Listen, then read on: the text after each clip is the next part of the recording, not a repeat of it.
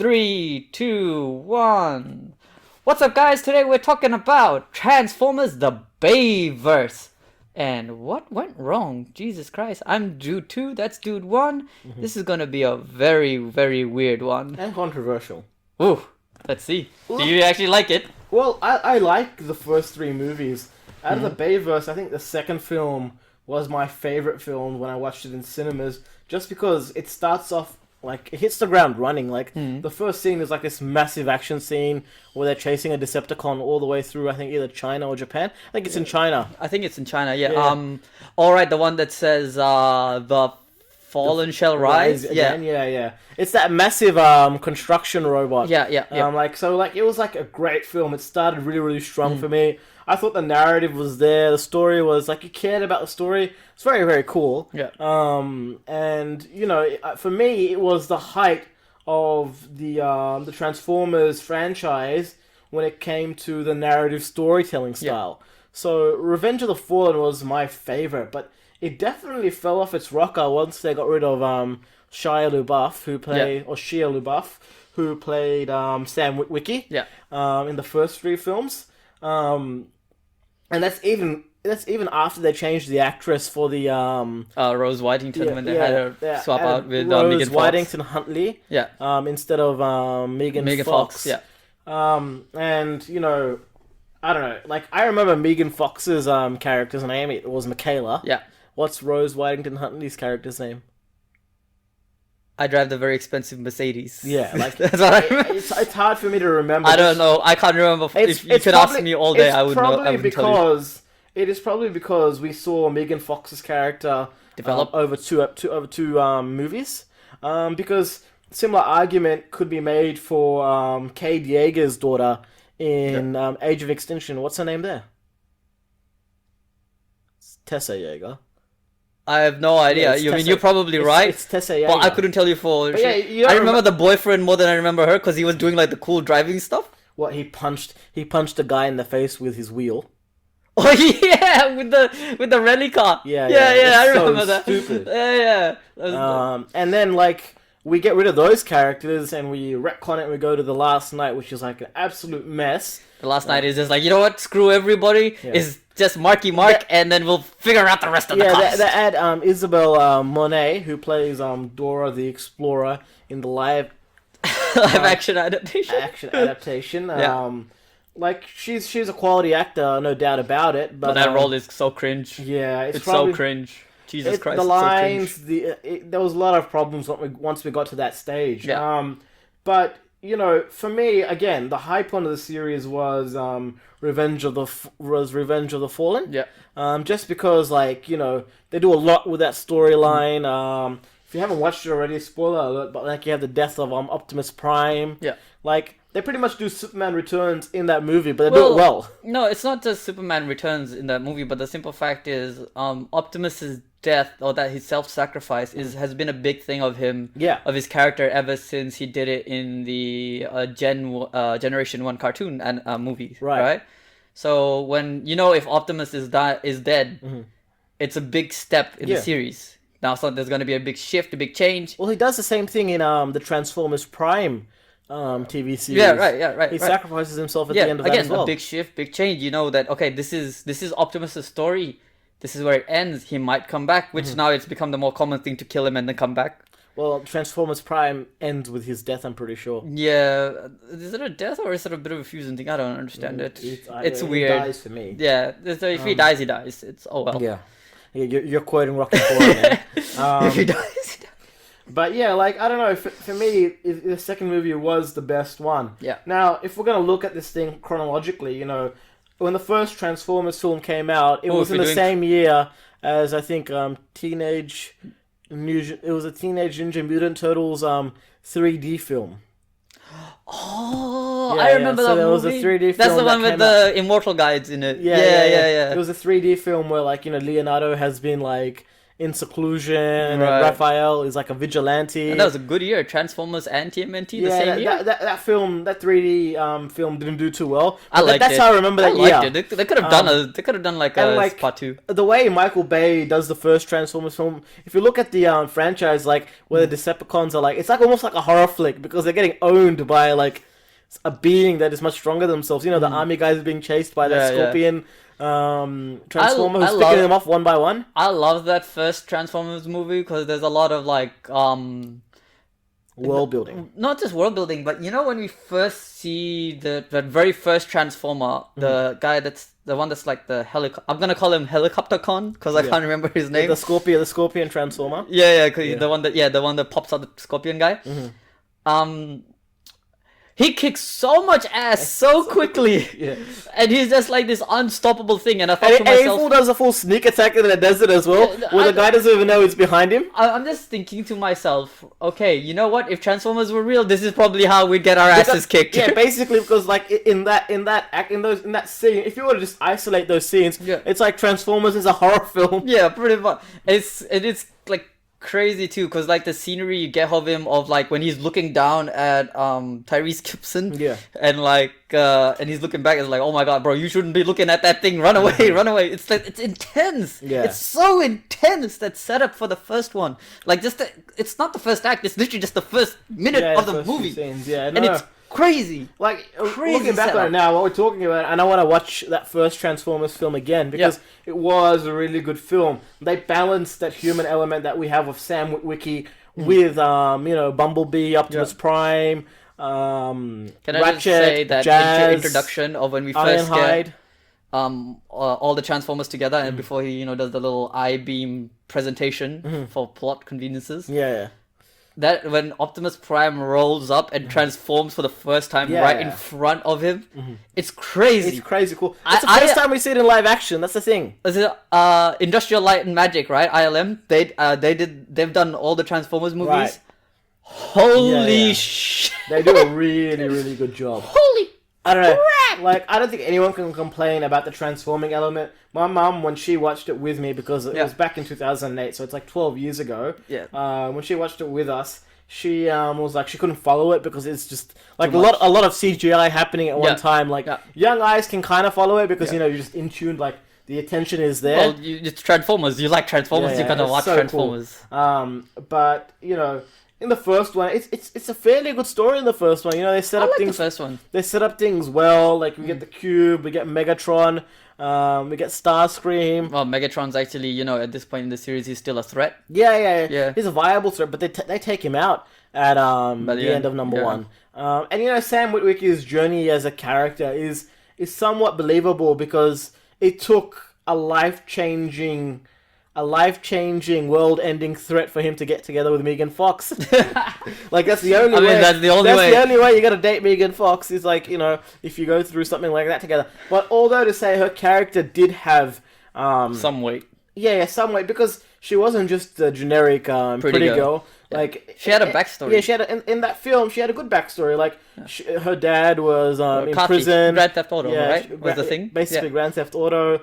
She had been to juvie. Like, she wasn't just this perfect princess. And she had comes layers. Into use. Like, she comes, unlike most female leads that don't come into, she actually does something where Bumblebee, like, he can't use his legs or whatever. She straps into a truck and drives the truck, and then Bumblebee shoots. Yeah. So, like, she's a female protagonist that actually does something. Well, technically, her character deserves to be in the series more than Sam Witwicky's. Yeah, because she's a mechanic. Fair enough. Yeah, she can actually do stuff. Yeah, she can actually do stuff. Like Sam Witwicky is like your chosen one, the messenger of trying to get the message. He just became. It was just by happenstance because his great grandfather was the glasses with the glasses. Well, in the first one it's the glasses, and the second one it's the code in the cube. Yeah, that ends up getting stuck in his brain. Yeah, in the third one it's like, oh, you're just a messenger boy. You just got the message across. Yeah. But it was a lot more than that because like it wasn't just a messenger boy. He was the conduit the Transformers had to human society. He pretty much became the Cube, the living version of the Cube. Yeah. Pretty like just without the powers. Two. When I watched Revenge of the Fallen, a lot of people wouldn't realize this, but Rainn Wilson is in Revenge of the Fallen. As who? He plays one of the professors at Sam's university. He does a really good job. Is this the one that eats the apple? And yeah, eats the apple and drops the... Yeah, it's actually Dwight. It's Dwight. Yeah, it is Dwight. Yeah. I forgot about that. Dwayne Wilson, isn't it? Yeah. Like, so the casting is like... The casting is on point, like in the first three, in my opinion. Aside for the omission of Megan Fox for Rosie Huntington. My only issue with the entire first three, apart from Rose, because she just kind of comes out of nowhere and kind of wrecks the flow. I feel like a little bit because it kind of resets his character. It does reset his character, and like he's even his mom say, "Well, why the hell are these bombshell women like?"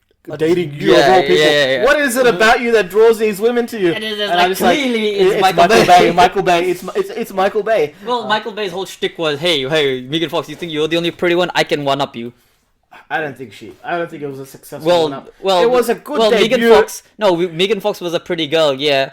But he replaced someone who's pretty, come on, I think we can all agree Megan Fox is like a solid 9 or a 10. Right? Here's the thing. But he replaced her with the Victoria's Secret model. But no, here's the thing. Megan Fox is the femme fatale. She's the Jessica Rabbit. She's the Betty Boop for a generation of boys and young men. Do you know what I mean? Rosie Huntington-Whiteley, yes, she is a Victoria's Secret model, but she does not rise to that status because Megan Fox, like, her beauty is renowned. Like, I was reading, like, in some articles and stuff, she actually used to get teased because of, like, how pretty she was. She used to get bullied because of how pretty she was. Which, I've never come across something like that, but, like, it's a true first world problem.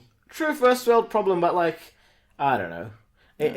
It's just something to say that, like, there's no way that Michael Bay, if anything, it hurt number 3, then did more good. Like, I think Rosie Huntington-Whiteley, like, look, she was a good character. I enjoyed her being there. She ended up being like a decent match for Sam. She does stuff. She's not just like she tells Megatron off. She is the damsel in distress, but she tries to break out of that role. Well, she's the damsel in distress, but her arc isn't completely helpless. No, she ends up in that situation trying to do something else. Mm-hmm. So it's I think she goes the right way as far as her writing is concerned. Patrick Dempsey in number 3, and he's from Grey's Anatomy. Mm-hmm. So he plays Derek McDreamy in Grey's Anatomy. Yeah. And like so he was already an established actor. Yeah. And I feel that Transformers has a tendency to do something like this because in the first film, you have Shia LaBeouf, who's like, even Stevens. He's done things here and there, but this is what made him like a franchise-carrying actor. Yeah. And like, of all people, Shia LaBeouf, a franchise-carrying actor. I think no one expected Shia LaBeouf but he does so good. Yeah. Shia LaBeouf is like one of my top-rated actors just because of like... Well, he is a good actor. People think he's a whack job. No, he's a good actor. He's a damn good actor. When he's acting off his chops, he's fucking good. No, he's attention to his craft. He's very intense, I feel like. And, like, if you see the roles he's taken up more recently, like, they're smaller roles, but that's just because, like, he's got the ability to pick what he wants to do. The tank one that came out a few years, he was in, it was this about World War 1 or 2 tank fighting?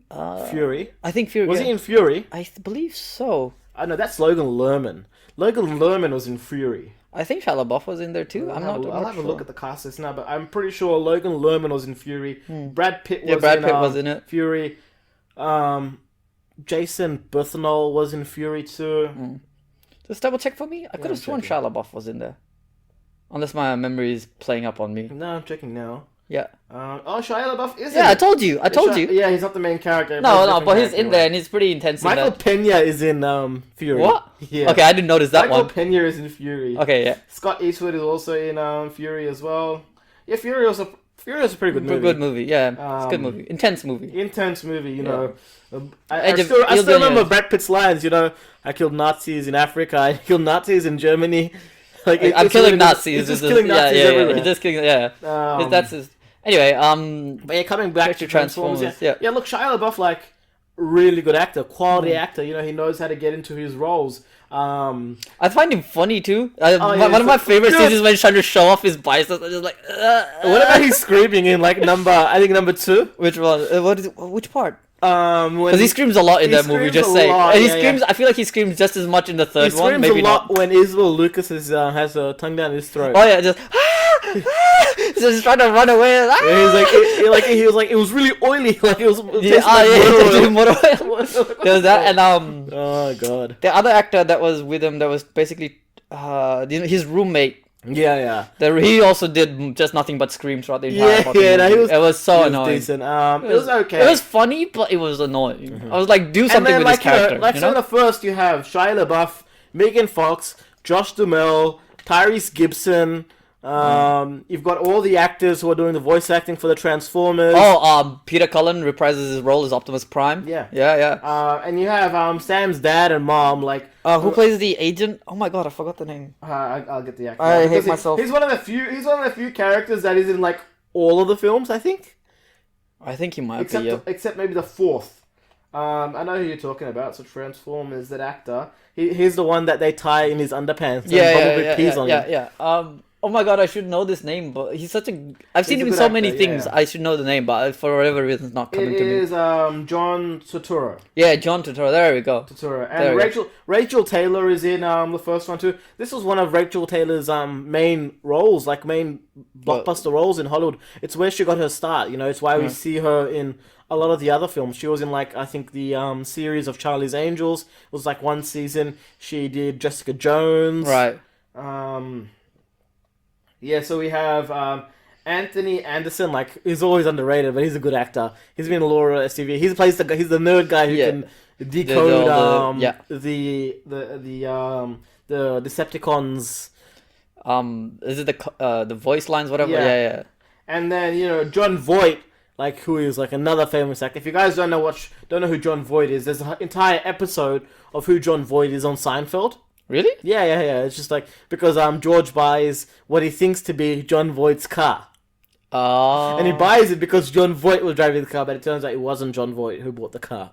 Okay, fair enough. Yeah. And Hugo Weaving plays Megatron. Yeah, no, I know that one. Hugo Weaving is just weird. And he just keeps landing bad guy roles. Well, he's an Aussie actor. No, and he's a damn good actor. Yeah, and he got his start in the Lord of the Rings and Matrix. Yeah. He did Matrix before Lord of the Rings, didn't he? Or roughly around the same time? I'm unsure, but those are the things that he's most famous for, I think. Some of the things that he's most famous for. He also played the Red Skull. Oh yeah, that was Captain pretty good. America. I was really hoping that the Red Skull would kind of come back, but then we only find out that he's stuck on the planet in Vormir or whatever. I think there would have been plans, like, because he is such an iconic villain for Captain America. Yeah. But, you know, the restraints of the MCU, himself, so. Yeah, the restraints of the MCU just meant that he couldn't come in a viable way, because he does follow Captain America into the present in many iterations of his character. In I think every iteration of his character. But coming back to it, you have like a pretty solid cast in the first Transformers. Very solid cast. I liked the story of the first one. I think it has some good comedic moments. I think Optimus, just his presence on screen, and same with Megatron, is very powerful. Especially for the first time watching this, I was a kid. I was like 12. No, I was around 14, 15? Yeah. Well, it is a very good movie. The very good movie and for the the reason first why time. it's so good is because the first Transformers film is a very good example of a modern adaptation of the hero's journey. Yeah. And the hero's journey, as if you guys don't know what the hero's journey is, it's like this English concept, or this writing form that we learn about in English, where, you know, you have a hero, then he gets like a wizard type mentor, like a Gandalf, and for Sam Witwicky, that is Bumblebee. Yeah. He meets other characters, like a potential love interest, which ended up being Michaela, and, you know, he's got to fight a big bad, which was Megatron. Well, you know what I find funny in this? I think it was... How do I put this? So in every story you see up to this point, it's always the main guy fights the bad guy at the end. But here it's not. It's Megatron fights Optimus, and our protagonist, he has to make a decision at the end, which I really like, because it puts more weight on him, and it's not just about the fight. Yeah, I know. And then we see that it comes down to the moment where he has to make that decision. So that he's stronger than him, but he's got a choice. Yeah. He makes the choice to put it in Megatron's chest rather than Optimus. Yeah. Which, honest to God, only thing I want to say is, why didn't Optimus think of that? Yeah. Just like if it would have resulted in the same freaking thing, why did you do that? Optimus was like, you know... Just I'll sacrifice myself. And he was probably a little bit busy, Getting his ass kicked and being in self-sacrifice mode. No, getting his ass kicked. You realize in that first movie, Optimus gets his ass kicked so hard by Megatron, but Megatron himself says that's why you're weak, because you're protecting these people. Yeah. So I think if the fight wasn't in the city, he would have kicked his ass. That leans into the second film, where Revenge of the Fallen. The Revenge of the Fallen. Can I just say I love Revenge of the Fallen for one particular reason? They set up the primes. Yeah. So I don't know how much you know about lore in the Transformers verse, but like I've read some of the comics. I know base stuff is heavily diluted. Yeah, it is quite heavy. But Boom Studios, they do a lot of so they're doing Mighty Morphin's Transformers at the moment.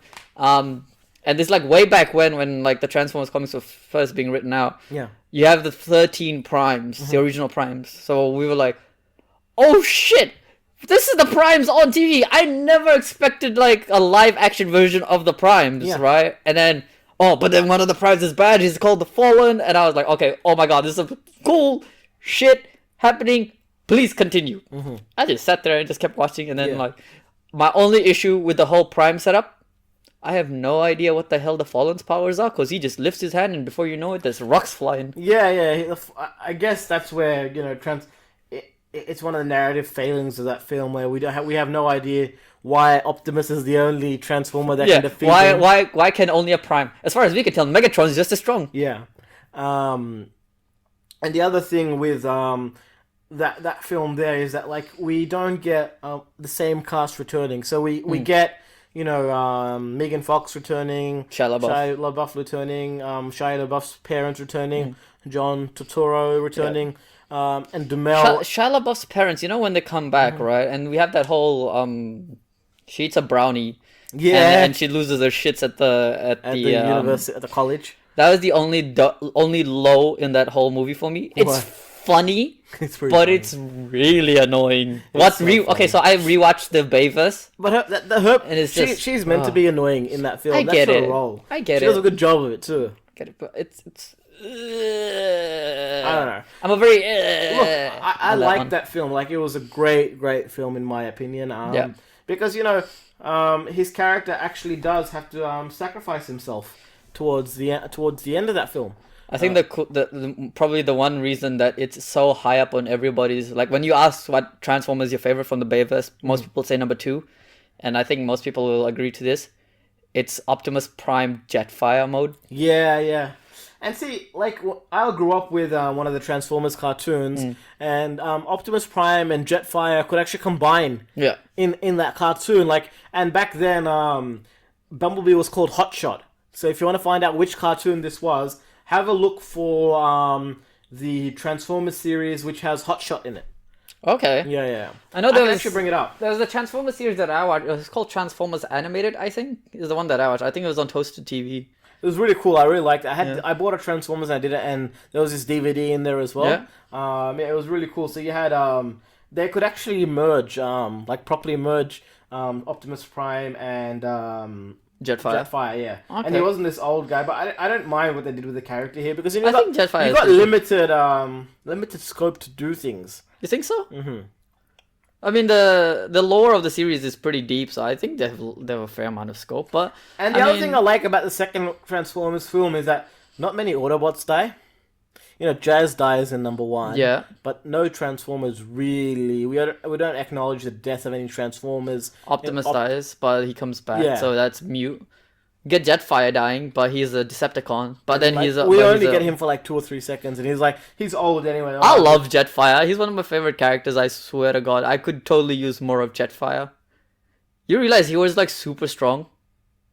Like, Jetfire is stupid strong. He was like an OG, like, Decepticon. So Hotshot, here we go. I think I have it here. So Hotshot is from, it says Armada. Transformers Armada. Mm-hmm. I don't think I watched that one. It's on the Unicron trilogy. Oh yeah, I didn't watch the Unicron trilogy. It's literally the first and second makes sense from what I've heard, like in the trilogy, and the third one just goes off the rails, so most people don't really recommend it. Mm-hmm. So I didn't, and I ended up not watching the Unicron trilogy. Yeah. No, look, it was a good show. I liked that Transformers. Yeah. I mean, if you like it, you like it. I mean, I think most people, when it comes to Transformers, I think Beast Wars is the one that most people connect with. Beast Wars? Yeah. All right. Yeah, I was never a big fan of Beast Wars because I couldn't stand the animation, to be honest. I hated that animation. I say that, but I also like to watch Reboot. So what do I know, right? Oh, it was Robots in Disguise. Transformers, Robots in Disguise. Yeah. There we go. Yes. That's why I wouldn't remember it, yeah. Fair enough. I mean, it's pretty on the nose, that one. Yeah. I'm pretty sure it's Robots in Disguise. Aside from that, so yeah. Let me just check. It's either Transformers Armada or Robots. There's just so many Transformers. There's too many. There's way too many. I mean, if you try to, it. There's so many Transformers series that we haven't even seen because it hasn't been translated. Do you know that? There's like, have you seen? There's a version of Transformers where it's for Beast Wars, but it's a continuation of Beast Wars, but instead of a gorilla, Optimus is there and he's a lion, and now he's called like Leo Convoy instead of Optimus. I mean, not Optimus, but like, cause you know how, do you know what Optimus is called, right? In like all the Japanese, he's called Convoy. Right. Yeah. So instead of Optimus Lion or some shit or whatever, they just call him Leo Convoy. And I was like, what? And I was like, I couldn't stand it. I was just like, what is this design? He has two heads. He has two heads. When he transforms, he's got his regular head and the lion head is on his shoulder. Yeah. And I was like, what the fuck is this design? You didn't even think it through.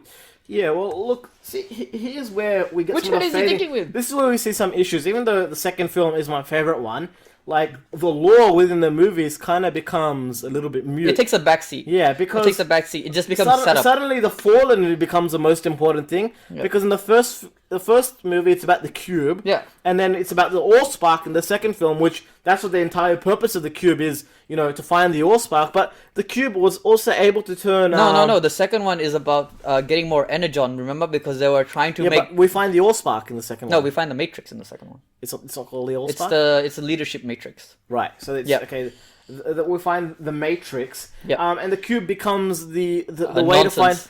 to find the Matrix. It's no longer this thing that can transform machines into It's no longer the thing that gave birth to their world. Yeah. It's just a way to another thing. Yeah, it's like, a wayfinder. And that's where like some of the failings in this franchise go, because it loses the weight. With every coming movie, the lore changes and the things that happened in the past are not as important anymore. And that's where we can go into number 3. And in number 3, it's like we did everything we did before just so we can get just so we can find what's that Prime's name? Sentinel Prime. Sentinel Prime. Played by Leonard Nimoy? Yeah, Leonard Nimoy, right? By Leonard Nimoy? Yes, Spock. Yeah. Spock. Yeah, Spock's Leonard Nimoy. Just so we can find Sentinel, but it makes no sense. Like this was your entire plan for the whole entire trilogy. It really like what it told me was that Bay was just making this up as he went along. There was no real plan in place. I will admit, Sentinel Prime, probably my favorite character in the series, because I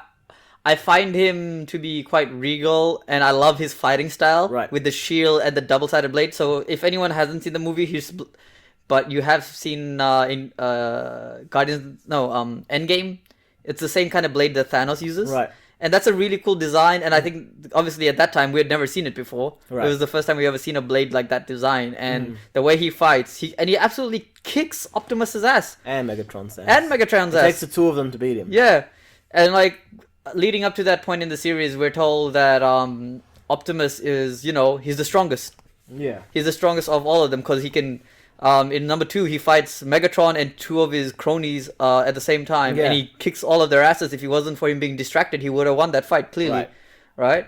And then again, as with the Jetfire thing, and we show up, and like now in the 3rd, he's got like a booster pack, which becomes pointless because he ends up in the city and ends up hanging for like 10 minutes. Yeah, I remember that. What a waste of time. Oh my god, I so remember They bring him into the big fight in this really epic, cool way, only for him to get strung up. Tangled, like, what the hell? You have a sword, cut yourself free.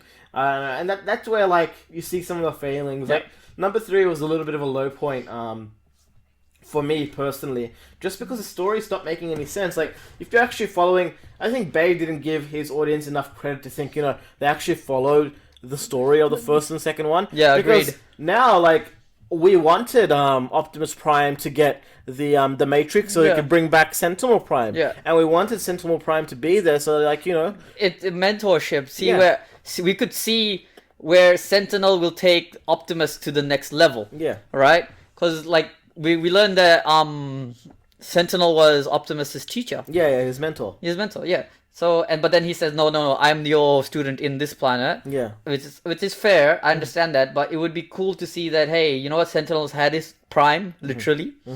And let's see what he can teach. What's left for him to teach? Well, they to turn Optimus. him into a villain, and like it just becomes. And he comes out of nowhere. Yeah. It comes out of nowhere.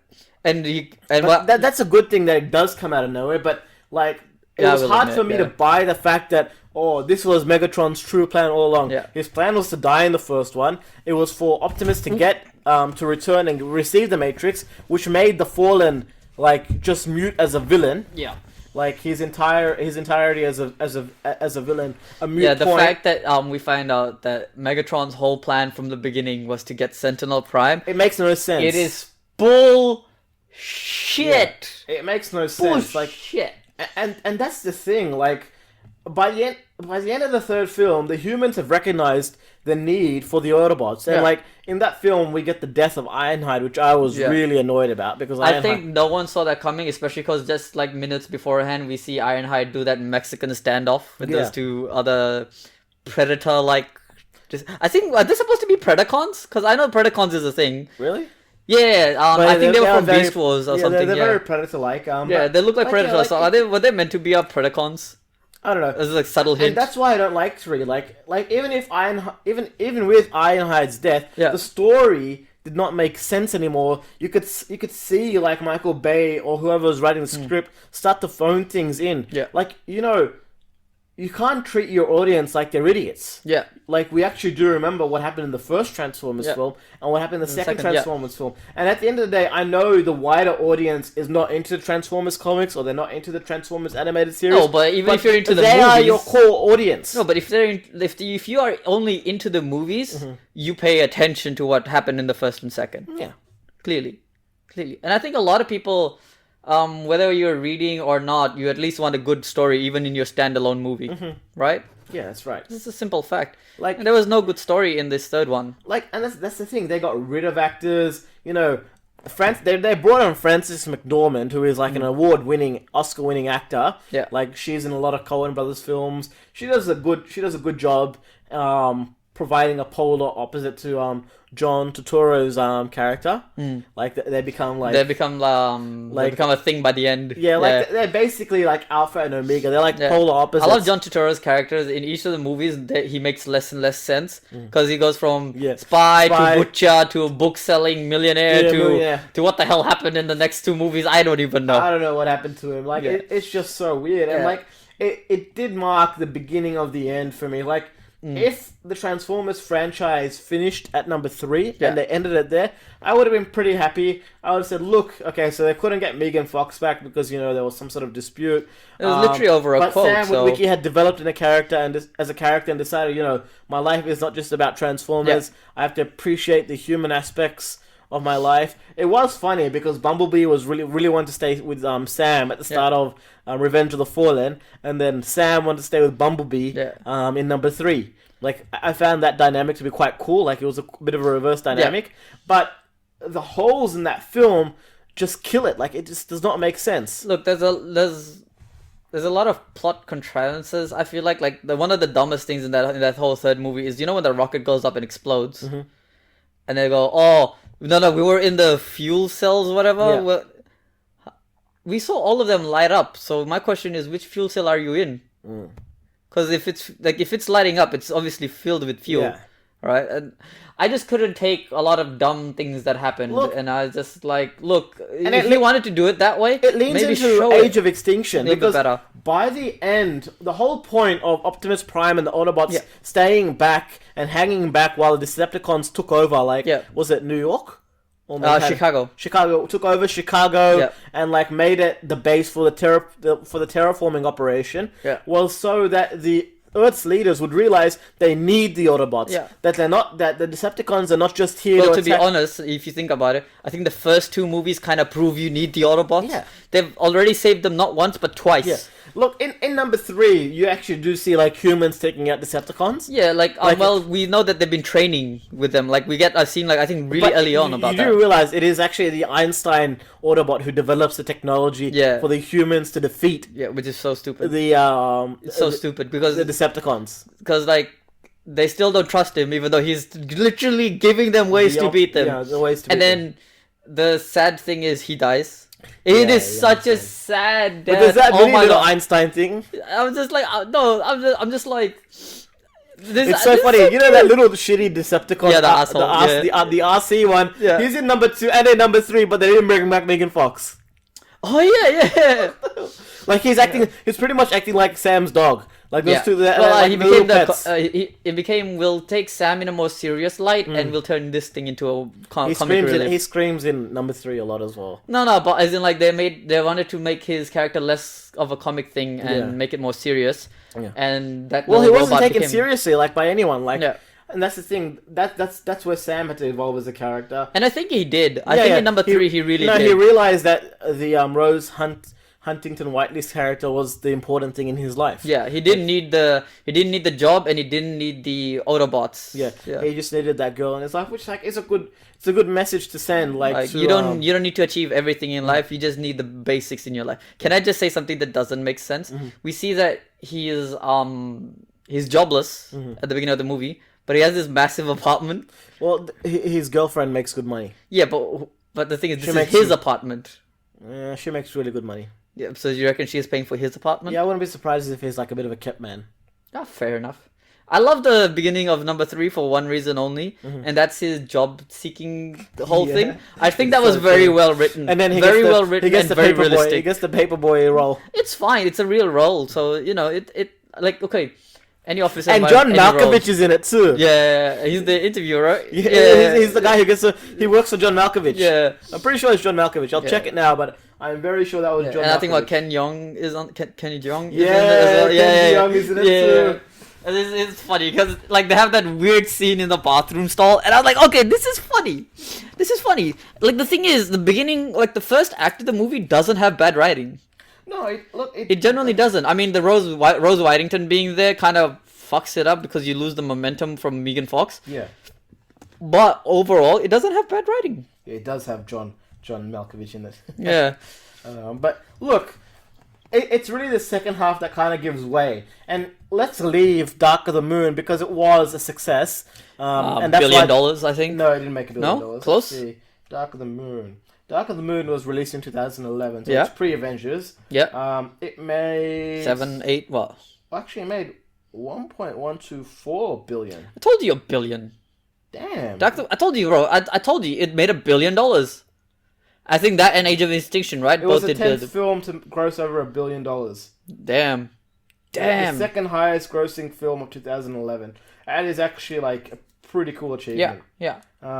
In comparison, let's just see how much Revenge of the Fallen made. Probably only a 400 or 500 mil if I had to take a guess. No, it made more than 400 or 500 mil. The budget would have been 200 mil, man. Okay, I say 700 then. I say 900. I say 700. 7 something. 836 million on a $210 million pre-production budget. Very high returns. More than double. Yeah. And then the original Transformers made about, let's see, $500 million. So 150 to 200 million, and they made 709. Holy crap! That's a big return. Yeah, it did well. But again, that's pre-production, so they probably, in terms of actual profit, it would have been like $250 million profit. Yeah. Huge returns. So it's about 50% return. Yeah. But you know, here's the thing: like when we get into Age of Extinction, we're no longer with Sam Witwicky's character, which okay, it makes sense, right? And it's supposed to be a soft reboot. But then they kill off one of the only surviving members of Optimus Prime's original crew, who's in the form of Ratchet. No, Ratchet doesn't die in Age of Extinction. Yeah, he does. Does he? Yeah. No, Ratchet dies in the fifth one. Ratchet dies in Age of Extinction. Ratchet's the healing robot, right? Yeah. Yeah, he dies in the fifth one. No, because in Age of Extinction, these guys are still they're now being hunted.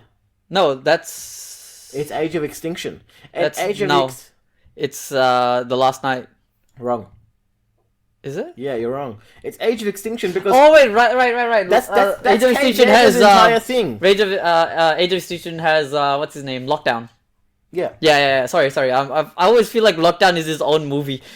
I don't know why, because I feel like they focus on him so much in this movie, and I'm just like, but I think the dinosaurs is a whole other thing. For my brain, it's for some reason it just became two separate movies. Look, and here's the thing, like, you kill off the original. I was really annoyed that we no longer saw the twins. We no longer saw the motorcycle Transformers. We didn't see anyone from the original crew. We got a whole new crew. Why would you do that? I get that it's a soft reboot, and the only person they brought back is Bumblebee, because Bumblebee carries his own franchise now. Yeah. But it was a mistake, in my opinion. Yeah, I think it was a mistake too. And then, like, I get it. It gave the beginning of the movie like some heft. Yeah, because Ratchet's death is actually quite sad. Like, yeah, like he's the only original member from the original trilogy. Optimus Prime's crew, apart from Bumblebee. Yeah. And but the thing is, like, his death is stupid because now the humans are hunting Transformers. Why? Because literally because of Chicago. No. I know because of Chicago, but literally in the entirety of the third movie, we see them help fix that problem. The problem, that's right. Yeah, which was caused by the humans not listening to the Autobots in the first place. And that's where this thing kind of dies. Like, I watched number 4 in the cinemas. I didn't enjoy it as much as I enjoyed the first 3. So I've watched every single one in the cinema, if memory serves me right. I'm pretty sure, every single one except for Bumblebee. My favorite part of number 4 is probably Kelsey Grammer. It's great to see Fraser on the big screen. Kelsey Grammer plays the main antagonist in that film. He's like a CIA operative. Yeah, he works with Lockdown. It's just weird. Yeah, I don't enjoy it, to be honest. Because the thing is, he's got his own agenda. Then the bad guy that he uses as his like main agent on the ground. He's got his own agenda, and Lockdown has his own agenda.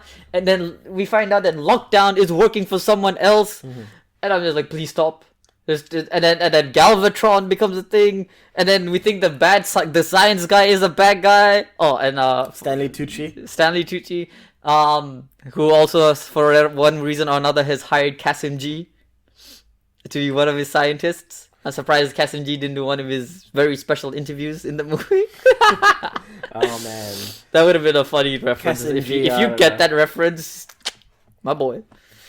Kasim G was like, well, he's from 2008, right? He's OG YouTube days, he's like 2000s YouTube. Yeah. But like, look, there were issues with that film, and yes, it grossed $1 billion, but my God, there were problems. It grossed $1 billion because Mark Wahlberg was there. He did a good job. Nicola Petz was also there. If you guys don't know who Nicola Petz is, she was in the Norman Bates TV series, and she played Katara in the failed version but Avatar: M. Night Shyamalan's Avatar: The Last. We could do a movie. We could do a video on Avatar. Yeah, like that's a horrible movie.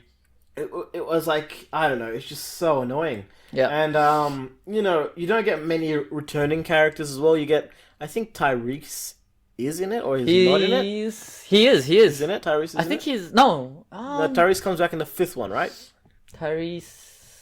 I know we see him as part of the NASA crew in the 3rd one. 4th one.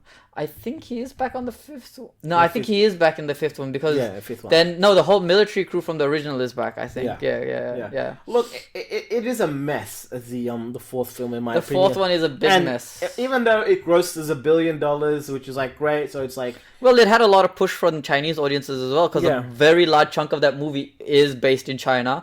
And there was a lot of benefits to that. Yeah. One was a lot of production cost was heavily reduced.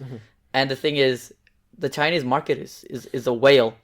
They're big on money. I mean, we've seen Star Wars also push towards the Chinese market. Luckily for them, it didn't work. And I mean that luckily because they're freaking horrible at doing Star Wars. So that's just me. Well, Disney is horrible. Disney, yeah. That's just a personal gripe, okay? The Clone Wars, the last season of the Clone Wars is pretty good, though. Clone Wars was good. Mando was good. But Favreau was on Mando. Exactly. Well, that's the thing. Jon Favreau is behind both at this point. All right. So, that's an individual skill carrying something. It's not the overall organization carrying it.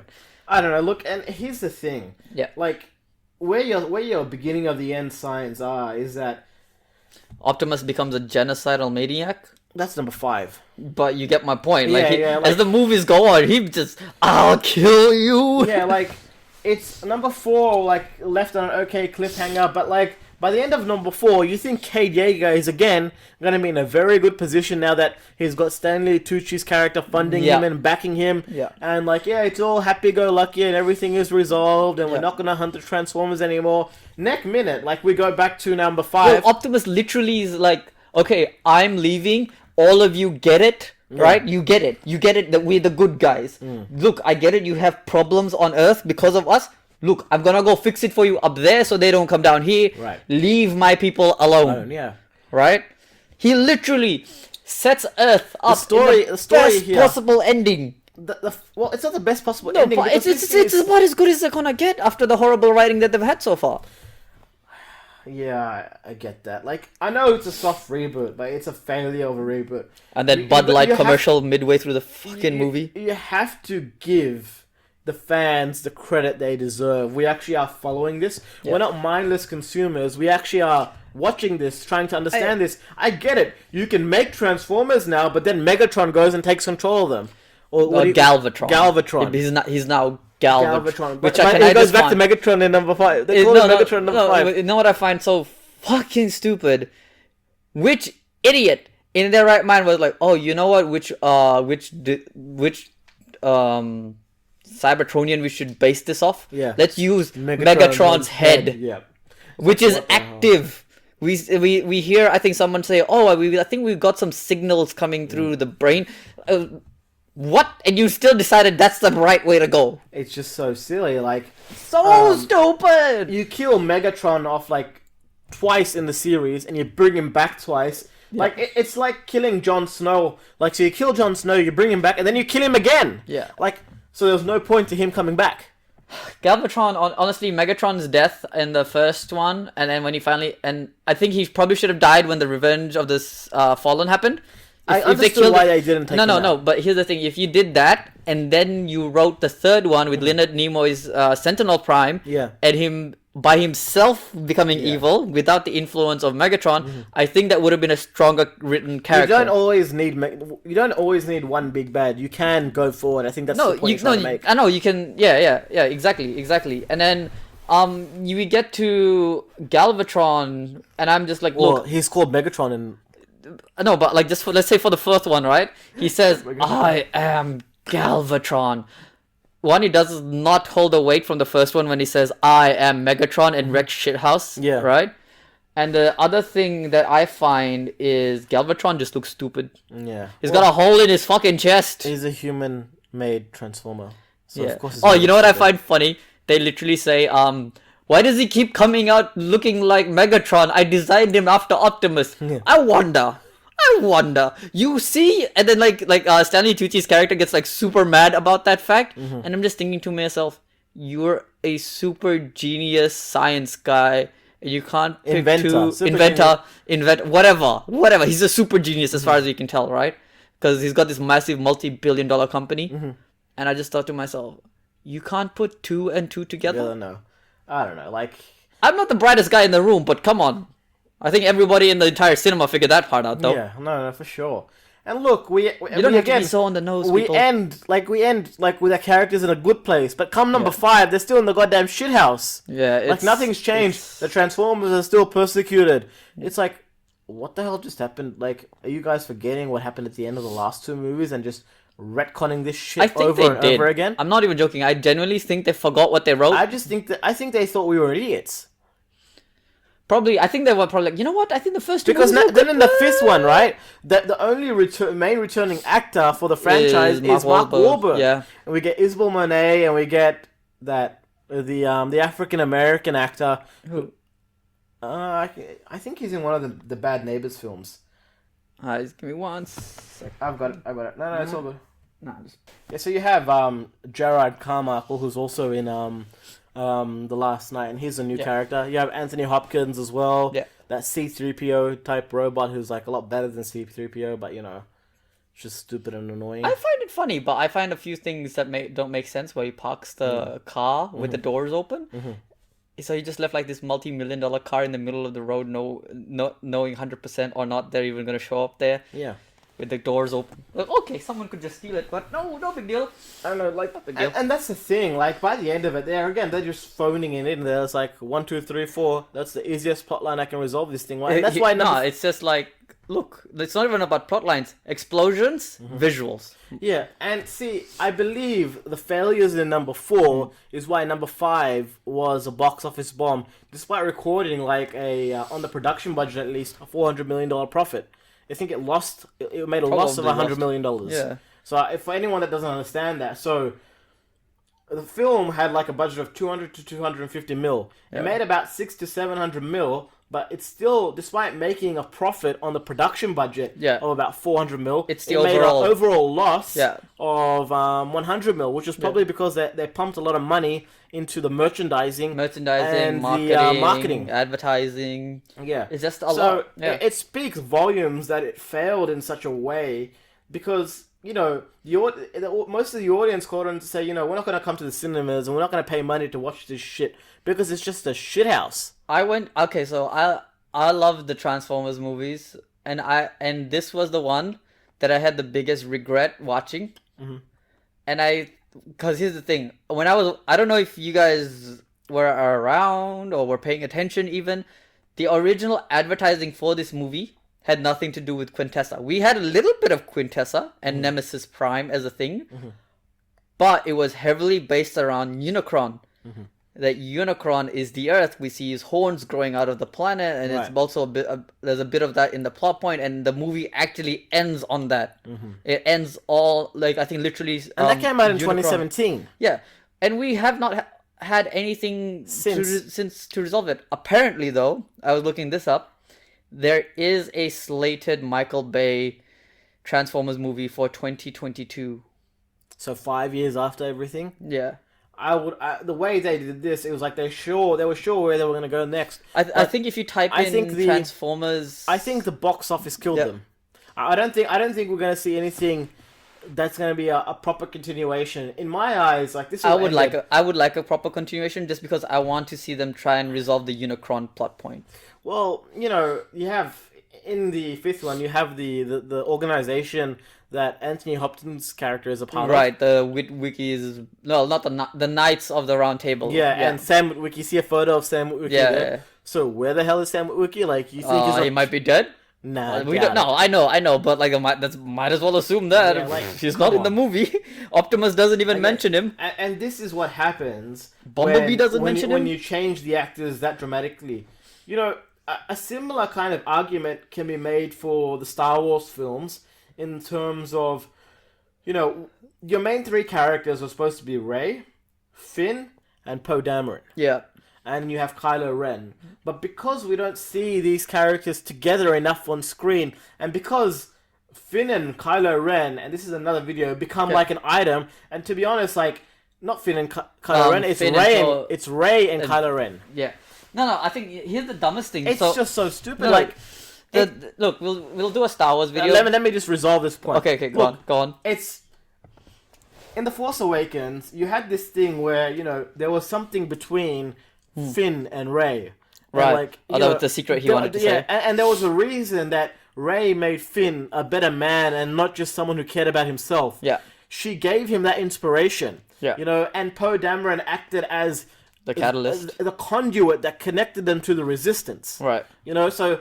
In that film, I feel The Force Awakens, despite being a little bit weak, it did its job well as a return film. Right.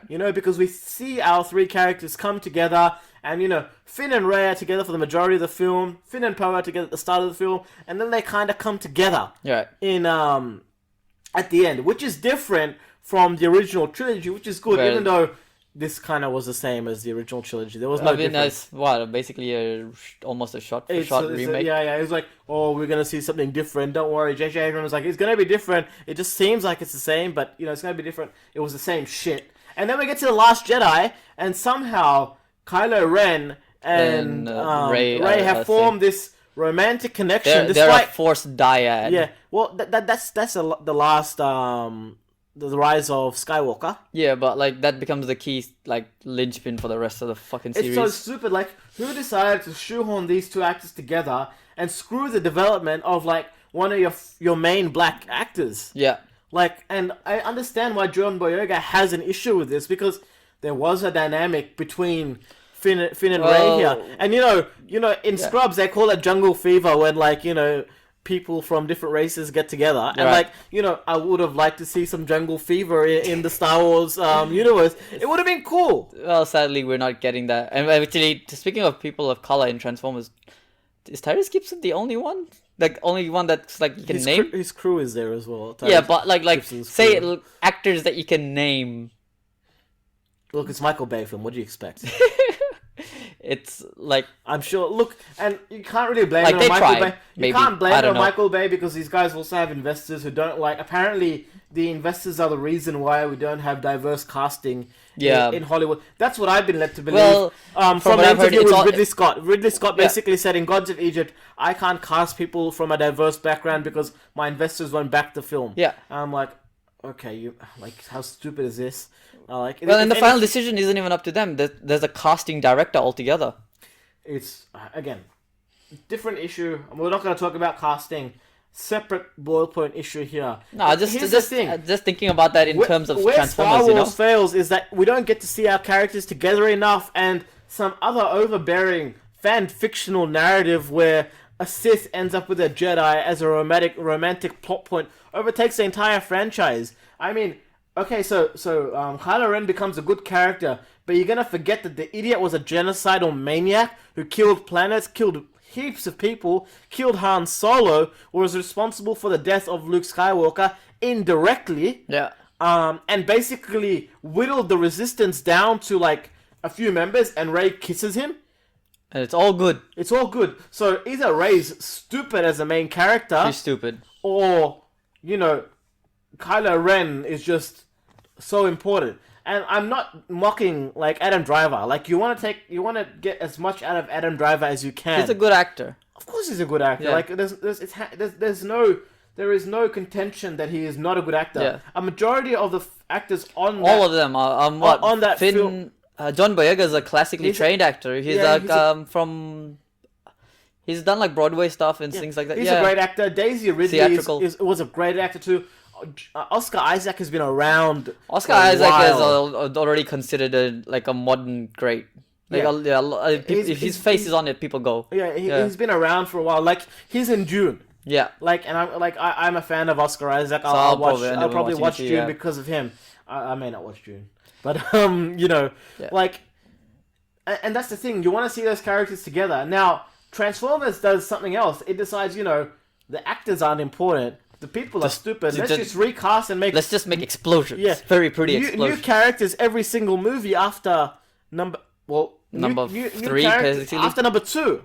Oh, yeah, true. So, new main character exiting main character in number 3. Yeah. Megan Fox and Rose Huntington Whiteley. Yeah. And then in number 4, entire cast is new. Yeah. So, a fresh face cast. The only real name there is...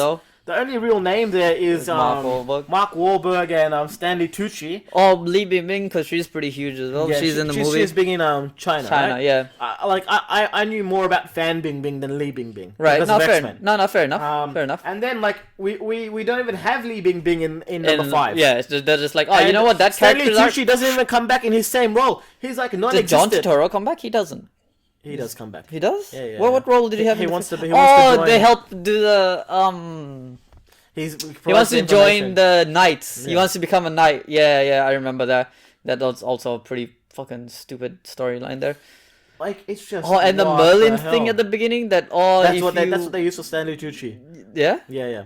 Stanley Tucci becomes Merlin. He's Merlin, yeah.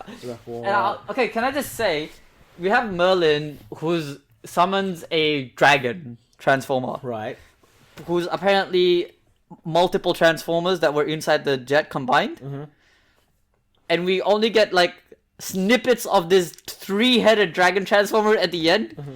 And Quintessa's the big bad guy. But we don't even fight Quintessa all that much. It's mostly just fighting the ground. We're swinging and like all the bad transformers that attack. Mm-hmm. fucking Optimus one-shots them, he literally just spins once, and with his sword, he cuts like all their heads off. They go up against Megatron in number 5. Yeah, but no, but I'm talking about like Quintessa's forces, her own forces. It's stupid because they're also partially former knights. Right.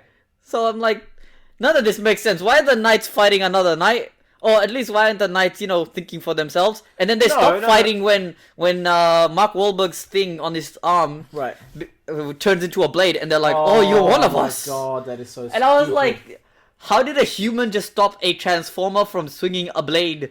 But no, the knights do have their own mind because they were No. I'm just talking about them. Like, this is a giant robot swinging a giant blade. Yeah, and how did a human but you just stop said that? Like the knights were Contessa's guys. They won't. They attacked Optimus Prime once they learned that he betrayed the knights. The knights, like obviously unwittingly, and because he was like mind controlled and shit. Yeah. So I don't know. It's just so stupid. Like, it's a mess at the end. It's so much of a mess. And Quintessa. She's supposed to be a representation in the Michael Bayverse of the quintessence. Right. So and that's why we're using this Voltron figure because they also run on quintessence because Dude 2 forgot his very cool Optimus Prime figure today. Yeah, it is pretty awesome. It's a cell shaded one for G1 Optimus. Yeah, so it's not from the movies, but it would have been a cool piece to have. Yeah. But we're using the Voltron piece because there's quintessence in Transformers, and there's quintessence in Voltron as well. Yeah. This is the closest thing we had today. Apologies, guys. If you have any good figures that we should buy for Transformers, because I think Transformers will become a bit more of a talking point in the future. Well, Transformers, look, we know there's a Michael Bay Transformers movie coming. Yep. Will it be a hit? I think it will, simply because people are being burnt out right now, and there hasn't been a Bay Transformers movie in a while. And if it's continuing the story, then I feel like there will be a big turnout. A lot of people that I talk to, like especially in my friends group, where I was like, hey, who's going to watch the Bumblebee movie? Because you know me, I like to go watch movies with a lot of people if I can. And everyone was like, well, it's Bumblebee, and I like Optimus more. So there was that problem, and the other problem was it's a prequel. Right. No one cared about. No one wants to know what's already happened. We want to know what's happening. Well, okay, I did not want to talk about the Bumblebee film. But again, that shit retconned stuff as well. Yeah. What the hell? Originally, Bumblebee came... Who knows? Well, no, he came during World War One, too. But he didn't. He originally didn't come during World War One. No.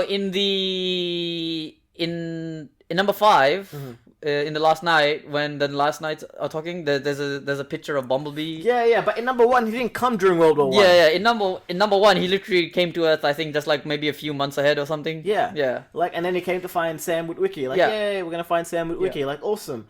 But the whole timeline's out. The whole timeline's out. Guys, if anyone who is part of the Transformers forums or something, or actually has a say in where these movies go, or can tell the people, because the people who make Transformers certainly won't be watching a video like this. Yeah. There's no way they'd be watching a video like this. Tell them that your audience are not idiots. Like, Transformers isn't a dumb franchise. A lot of people, all of us, we're all fans of Transformers. I think, look, Robots in Disguise is... Well, they forget about Robots in Disguise. In number two, the Fallen's like, let's renounce my presence to the entire world. Yeah. He literally just does like on TV, hello, I am the Fallen. Nice to meet you all. I am going to kill you. So stupid. It's so stupid. It's incredibly stupid. And then they go, give us Optimus or whatever. No, some nonsense. They want Sam. They want Sam. Yeah, they want Sam. And I was like, please, they're supposed to be robots in disguise.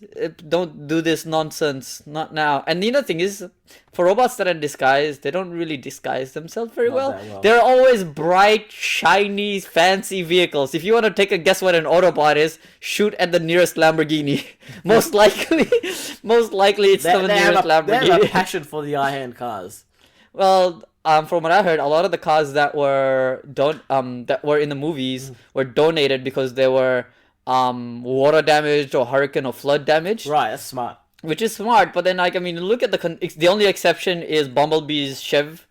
Camaros. Bumblebee is the only reason I want to buy a Chev Camaro. Yeah, which is ridiculous. The Camaro that he has in the first one. Yeah, it was released in the movie before it was out like in public. So that's the first time we actually see that Camaro in the whole I would world. buy that Camaro, but it is ridiculously overpriced. Yeah, well, it's got the, you know, especially if it's the Bumblebee yellow, which Yeah. I think if With you didn't the racing stripes. if you didn't okay, look, if you bought that model of the Chevy Camaro and you don't get Bumblebee yellow and the stripes, you made a mistake. Yeah. That's the only thing that I can say. The demand for that car would be unreal. I think there's 2 or 3 of those here in Liverpool, but only one is yellow.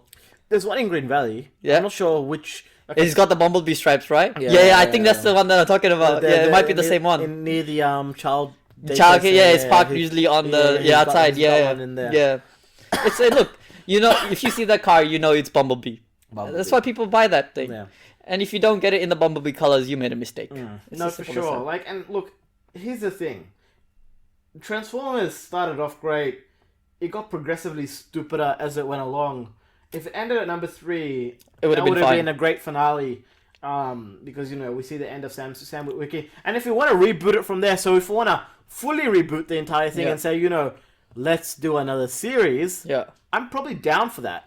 You think so? Yeah, I'm probably down. I wouldn't be. I say follow the Jurassic Park method. Wait a while. Oh, right. Wait a while. You mean if they took that massive break and wait a while and make your $1 billion. Yeah. Do you know what I mean? Because by the end of number 3, they made $1 billion. Like that's a great achievement.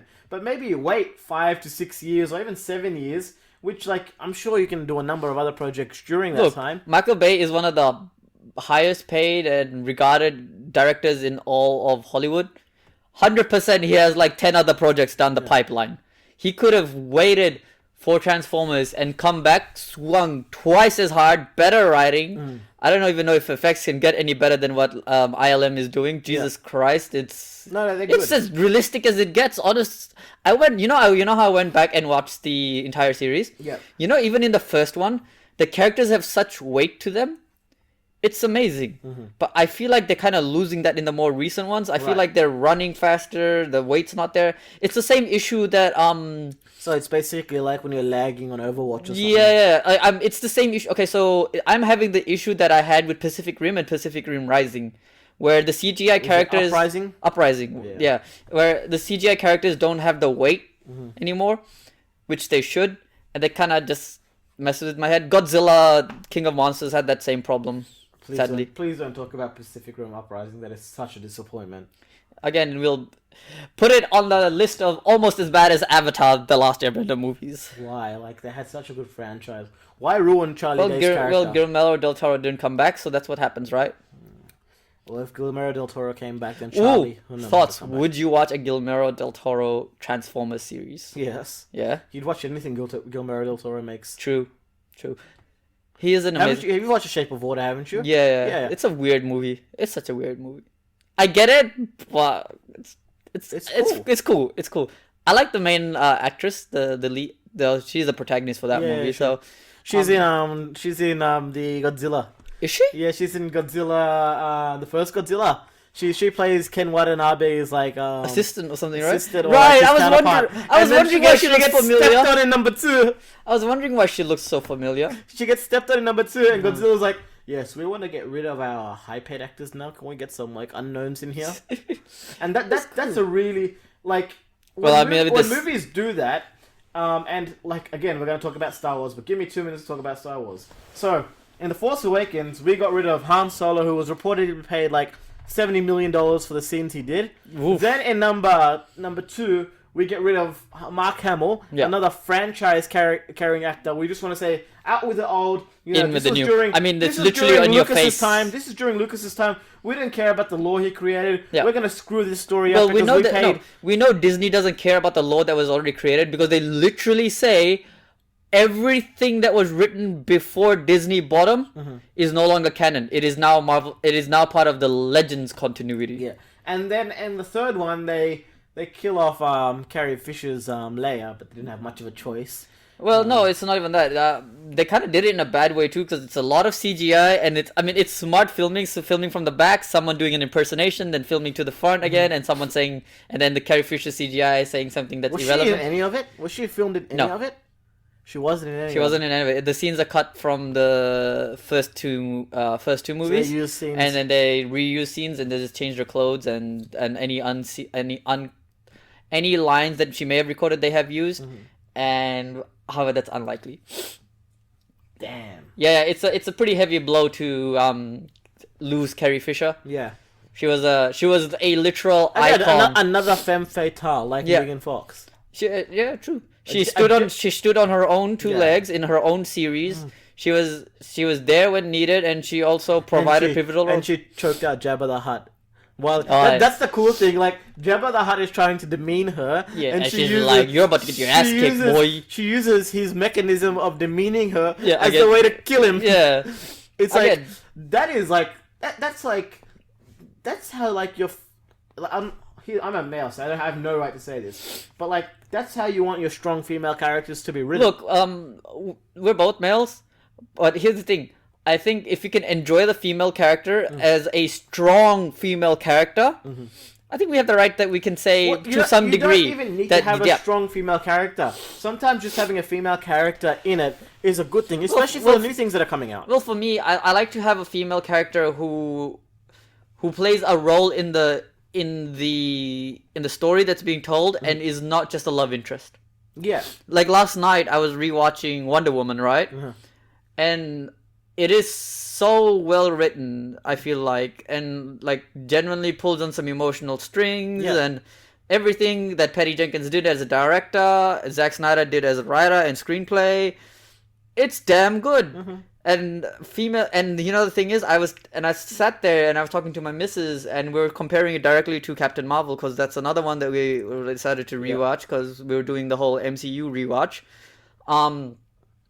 And we thought, you know, these are the two direct comparisons. One grossed $1 billion, the other one 800. But the one that grossed 800 million is clearly the better one. Yeah. But for whatever reason, it didn't reach $1 billion. Yeah. Well, you know, the DCEU wasn't developed. It's still not developed as much. It was back then in its infancy. Yeah. And you can't just expect, just because people are turning out for one franchise. Yeah. You can't expect for plans to. Here's the thing. Film studios, you cannot just expect to make billion-dollar films. You have to get that notion out of your head. A film does not have to make $1 billion for it to be successful. Yeah. If it does, that's great. Like, that's awesome. And that's what happens in The Amazing Spider-Man 2. That film made about $700 million, I think, on a $200 million budget. And they decided not to make a third one because it didn't crack $1 billion. Or because it wasn't as financially successful as they wanted it to be. But it still made a profit. There was no reported loss.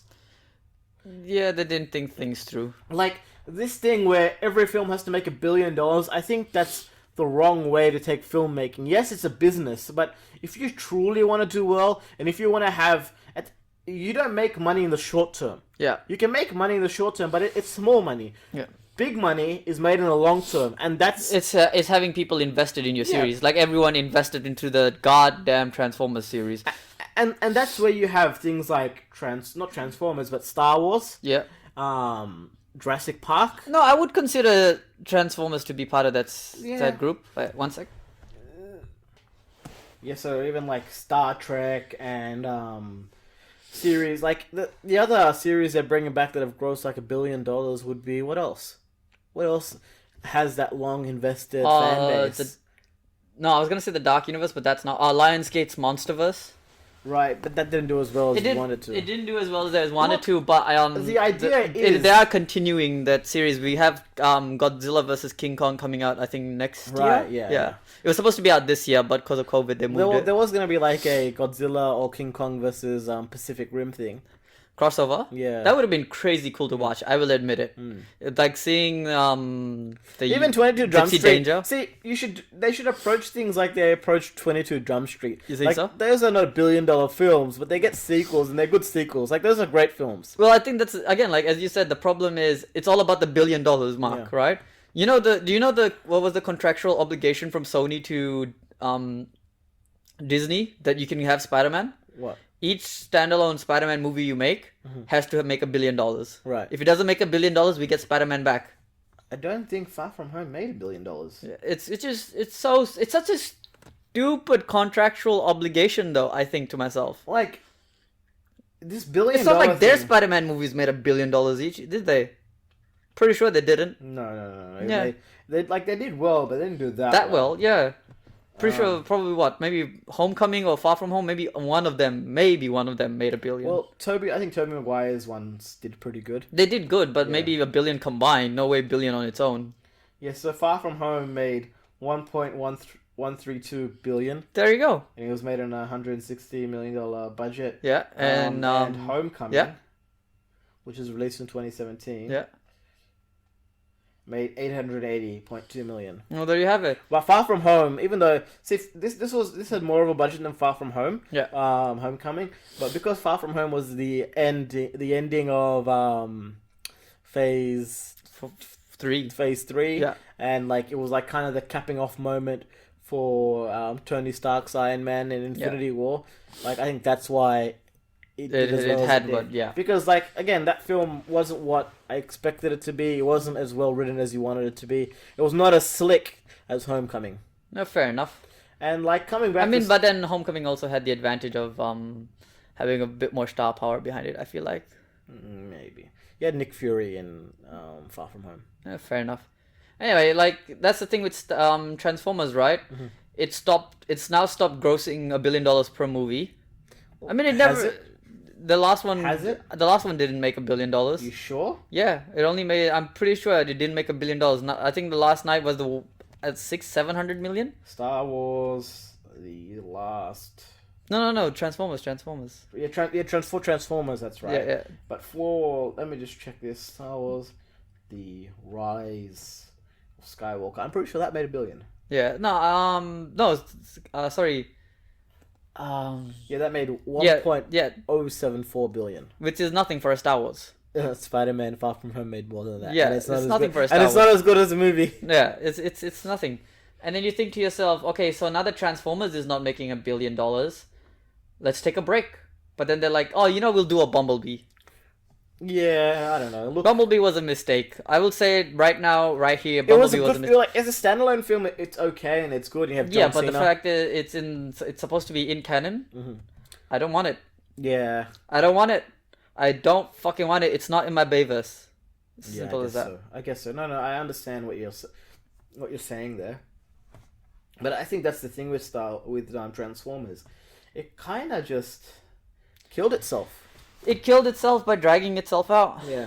I think when things become about money and just making money, especially with films, that's when they kind of suffer. Well, we were talking about Pacific Rim. Guillermo del Toro said the first Pacific Rim was a passion project. That's why he didn't come back for the second one. Mm-hmm. Right? It became all about making money because obviously the first one did a lot of made. And Michael Bay said that the Transformers movies was his way of getting everything out of his system. Mm-hmm. Right, this is where he could stick 1 million explosions, have the American flag in the military. He gets to have the military in his movies for free at no cost.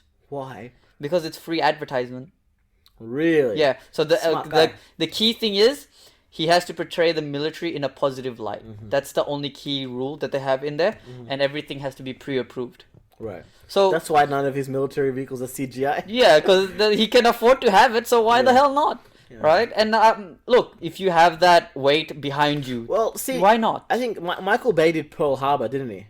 I couldn't tell you off the top of my head. I would pretty assume sure yes. Because there was bombing scene. If it's a massive military movie, Michael Bay was probably military movie. But I believe Michael Bay was probably behind Pearl Harbor, which has Ben Affleck in it, and it has the girl that was in Underworld, Kate Beckinsale. Oh yeah, and it has Josh Hartnett in it as well. So like that film, and produced by Michael Bay. Yeah, there was a bombing scene in that when they dropped bombs on the U.S. carriers. Yeah, I think Michael Bay was behind.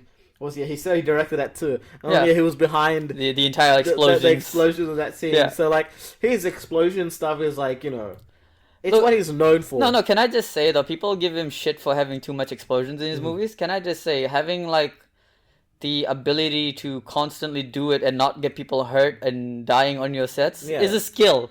And some of them are CGI. No, I know, but like he still uses a lot of real explosives. His movies have real explosives. Because he's big on not trying to CGI like the explosions and things like that. And the thing is, like, you look at his movies and you go, you know what? It's damn good the way it's done. It's damn good. Well, look, I don't have a problem with Michael Bay as the director. The explosion things I don't really care about the explosions. As long as they make sense, it's great. Like, you know, when that massive hospital explosion in The Dark Knight. Oh, yeah, the unplanned. Cool. Yeah. That was pretty cool. But, you know, it is what it is at the end of the day. I do believe that, you know, where it leaves you with a bad taste in the mouth when a franchise like as beloved as Transformers meets its end in such a pathetic way. Well, is it even in the end technically? Because we've got one more coming. I don't think we've got one more coming. You can look it up. You can see the Transformers upcoming movie. Just type it in and you'll see. It shows up in... Well, let's just check this now. It doesn't have an official title, but I think it has the date for the year that's coming out. Because I thought Last Night would be Bay's last one. Nah, just type in Michael Bay upcoming Transformers movie and you'll see there's articles for it. It's ridiculous because I thought myself it was done, but you know, after I was done watching the movies, so it's an untitled project. Yeah, there's not much given. Again, so we have one more Transformers movies coming out of Michael Bay's ass. Mm-hmm. So please be a good send off, and can we not have a genocidal maniac as Optimus Prime? And Peter Cullen himself has said, like, because he's done the voice this whole time. Mm-hmm. Even he's getting tired of voicing Optimus the way that Bay wants him to. Mm-hmm. But the thing is, he's not in charge of the script. Yeah, he can only do so much, you know. Yeah, and I don't blame him for that. Mm-hmm. And I think I too would like Optimus to go back to the way he was in 1 and 2. Mm-hmm. And please stop there. Yeah. So you don't like the fact that Optimus is angry with humanity because he's being treated like shit. I get it. No, don't get me wrong. He's got every goddamn right to be angry with us because we're idiots as far as the movie's concerned. I think he's angry at the script because it makes no sense. That's what he's really angry about. Probably. He's angry at the script. He's like, wait, in number 3, we protected you guys. I thought we've come to this understanding that we're needed. Number 4, no, that's not the case. Yeah. At the end of number 4, I thought that's the way we left it. Like, it's all good, you know. Me and you humans, we're fine. We're on the same page. Number 5, you know what I hate? That is not the case. You know what I hate about number 4 is Lockdown shows up and they're like, we trust Lockdown, but like you had 3 movies where you didn't trust Optimus Prime. What the hell? The humans like, we'll work with the the guy that's killing everything. Like, this dude looks like a bad guy. Just to look at him. I think we'll end it there, just because it is annoying to see where the Transformers universe has gone. I hope there is some redemption for them. You know what would be really cool, and this is where I'm going to leave my last thought. Yeah. If we brought back Sam Witwicky, so Shia LaBeouf as Sam Witwicky, and Megan Fox as Michaela, and we we kind of saw them as a proper couple type of thing, and maybe with a kid or two, and then kind of like we saw Paul Walker in Fast and Furious 7, where he was getting tired of home life. See, I like where you're going with that, but the problem is how they're gonna write Rose Whitington's character out. It's pretty easy. The same way they wrote Megan Fox's character out. No, here's the thing though, but the parents, Sam's parents go Michaela was such an asshole or whatever. They she wasn't. No.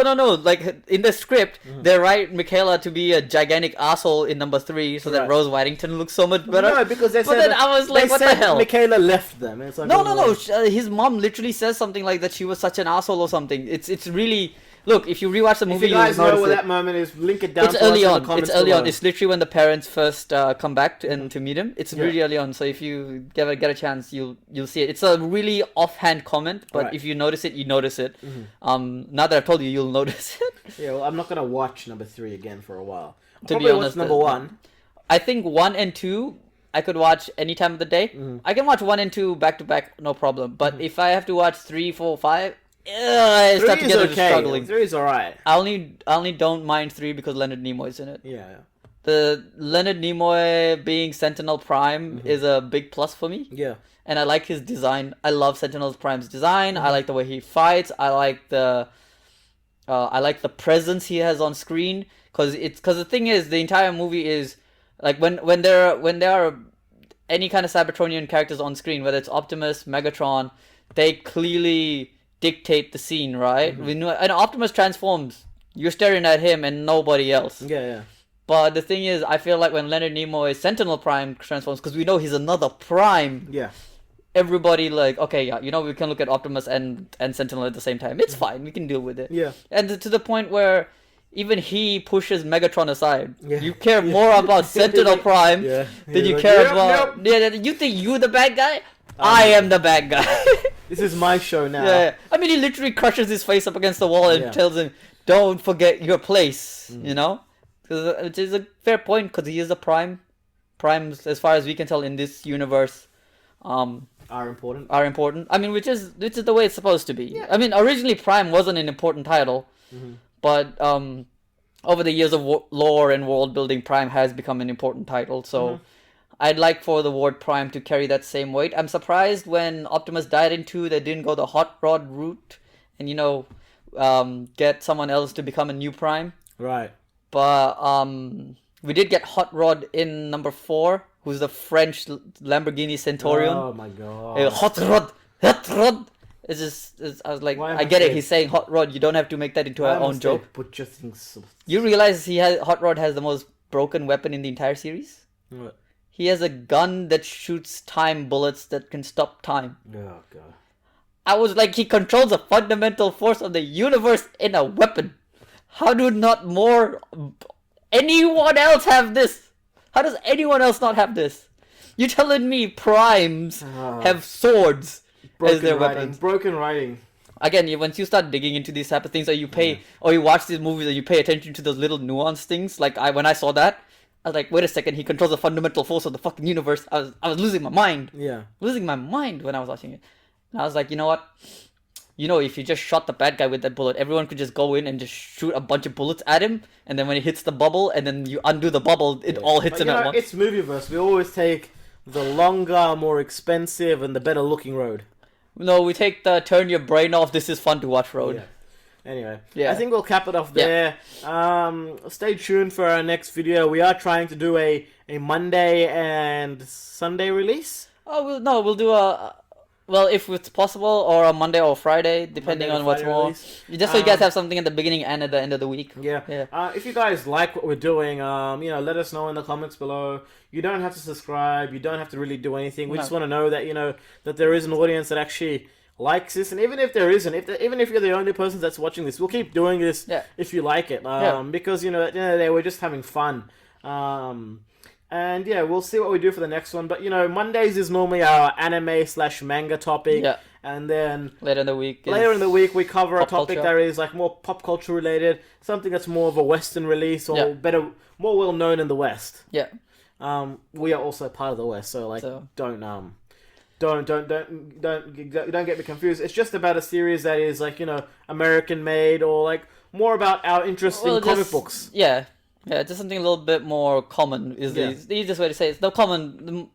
Anime has become more and more common, but I feel like it's not as widespread as you would think it would be, especially because while the anime community is quite vocal, it is not as wide as it is. Yeah.